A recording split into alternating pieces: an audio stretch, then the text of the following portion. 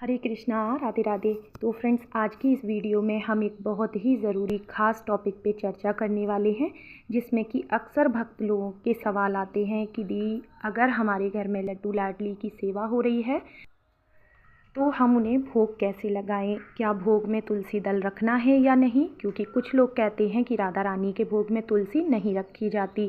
क्या दोनों को एक ही थाली में भोग दे सकते हैं? तो सभी ज़रूरी नियम, ज़रूरी जानकारी आपको इसी वीडियो में मिलेगा, तो प्लीज़ वीडियो को पूरा देख लीजिएगा।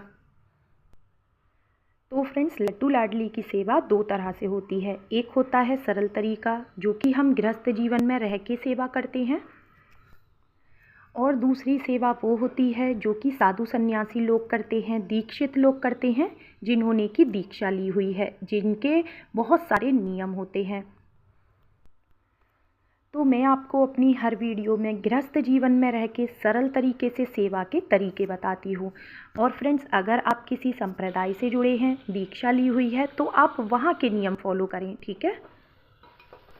लेकिन गुरुजन कहते हैं कि प्रभु गृहस्थ जीवन वालों की सेवा से बहुत ही जल्दी प्रसन्न होते हैं, क्योंकि गृहस्थ जीवन में बहुत सारी जिम्मेदारी होती हैं, परिवार होता है, बच्चे होते हैं, और घर के सभी कामों के साथ में हम प्रभु की अगर तिनका भर सेवा भी करते हैं तो इससे प्रभु रीझ जाते हैं।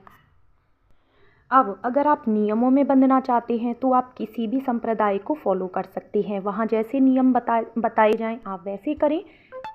लेकिन अगर आप सरल भाव से प्रभु को रिझाना चाहते हैं तो आप राधा और कृष्ण में भेद ना समझें, अंतर ना समझें, क्योंकि ये सभी जानते हैं कि राधा और कृष्ण अलग नहीं है। हमारे श्री हरि, हमारे कृष्ण कन्हैया ही तो राधा हैं और राधा ही श्री कृष्ण है। तो बात आती है भोग लगाने की।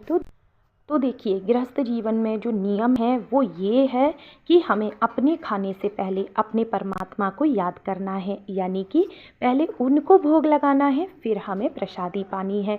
ये नियम सबसे बड़ा होता है। अब बात आती है, क्या राधा और कृष्ण की सेवा में दोनों को अलग भोग लगाना है? तो देखिए, डिपेंड करता है आपकी दिनचर्या पर। अगर आप अकेले रहते हैं, इतना आप कर सकते हैं तो बहुत अच्छा, आप अलग लगा दीजिए। नहीं तो अगर आप एक थाली में भी भोजन लगाएंगे ना, तो भी प्रभु स्वीकार करते हैं, क्योंकि मैटर ये नहीं करता कि आपने कितनी थाली भोजन निकाला है भगवान के लिए, डिपेंड करता है कि आपके भाव कैसे हैं। प्रभु सिर्फ आपके भाव देखते हैं, और अगर आपने अपने खाने से पहले प्रभु को भोग लगाया, बस इतना ही काफ़ी है। और जैसे कि मैं हमेशा कहती हूँ, क्योंकि हम गृहस्थ जीवन में हैं और अपनी सेवा को जितना सरल बना के रखेंगे, उतना हमें सेवा करने में आसानी होगी और आनंद भी आएगा। मान लीजिए, अगर आप महिला हैं और आप कभी पीरियड्स में हैं या कभी कोई ऐसी स्थिति है, उस दिन आप ठाकुर जी को भोग नहीं लगा सकती, लेकिन अगर कोई भी एक प्लेट में भोजन प्रसाद रख के उन्हें भोग लगा देगा ना, तो भी आपका मन संतुष्ट रहेगा।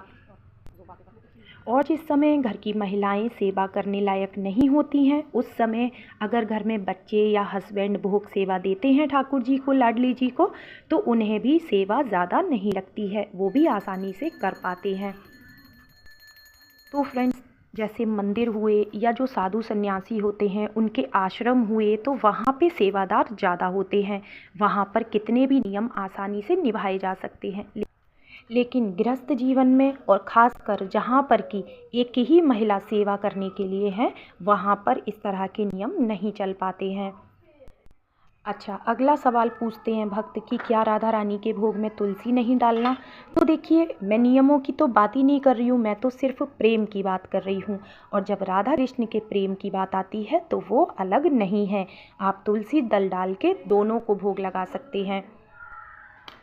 तो फ्रेंड्स, मैं तो इतना ही कहूँगी कि गृहस्थ में रह के नियमों को कम बनाइए, प्रेम और भाव ज़्यादा रखिए। अपने खाने से पहले हर बार प्रभु को भोग लगाइए, और एक ही जगह भोग काफ़ी होता है, 4 जगह अलग अलग भोग लगाने की ज़रूरत नहीं है। हाँ, अगर आप किसी अन्य देवी देवता को भोग लगा रहे हैं, जैसे दुर्गा माता को, गणेश जी को, तो उनके भोग में तुलसी नहीं डाला जाएगा, तो आपको 2 जगह भोग रखना है। आई होप आपको समझ आ गया होगा। वीडियो पसंद आया हो तो लाइक कमेंट ज़रूर करना।